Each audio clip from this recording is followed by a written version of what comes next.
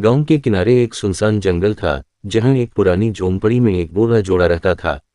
गांव वाले इन्हें बोहदी माँ और बाबा रहमत के नाम से जानते थे। ये दोनों ने एक दिल मगर पुरस्कार शख्सियत के मालिक थे। एक नौजवान अहमद जो शहर से अपने गांव आया था, अक्सर गांव के बुजुर्गों की कहानियां मजाक में उड़ा देता था। इसे यकीन नहीं था कि जंगल में वाकई कुछ गैर मामूली है। गांव वाले उसे रोकते कि वो इस झोंपड़ी के करीब ना जाए, मगर उसने इन बातों को नज़रअंदाज किया और एक रात अकेला जंगल की तरफ चल पड़ा। जंगल में घना अंधेरा था, हवा दरख्तों से टकरा कर साई साई कर रही थी। अहमद झोंपड़ी के करीब पहुंचा तो उसे महसूस हुआ कि कोई उसे देख रहा है। अंदर से हल्की रोशनी नजर आ रही थी, जैसे कोई चिराग जल रहा हो।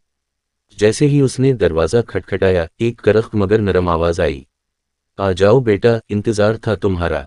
अहमद हैरान हुआ कि इन्हें कैसे मालूम हुआ कि वो आएगा।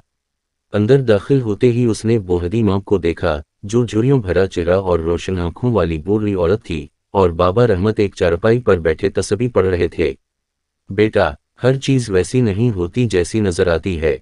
तुम्हें लगता था कि हम आसिफ हैं, लेकिन हम तो तुम्हारे गांव के मुहाफिज हैं, बोहदी माँ ने कहा। अहमद को यकीन ना आया। इसने सवाल किया, अगर आप लोग नेक हैं तो गांव वाले डरते क्यों हैं?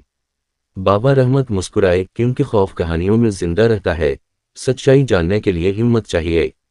उसी लम्हे एक साये ने झोंपड़ी के दरवाजे पर दस्तक दी। अहमद का रंग जर्द हो गया। बोहदी माँ ने दरवाज़ा खोला तो एक जंगली भेड़िए की लाश जमीन पर गिरी हुई थी। ये वही दरिंदा है जो गांव के मवेशी खा रहा था। लोग समझे कि ये हमारा साया है, मगर हकीकत में हम ही इसके खिलाफ खड़े थे।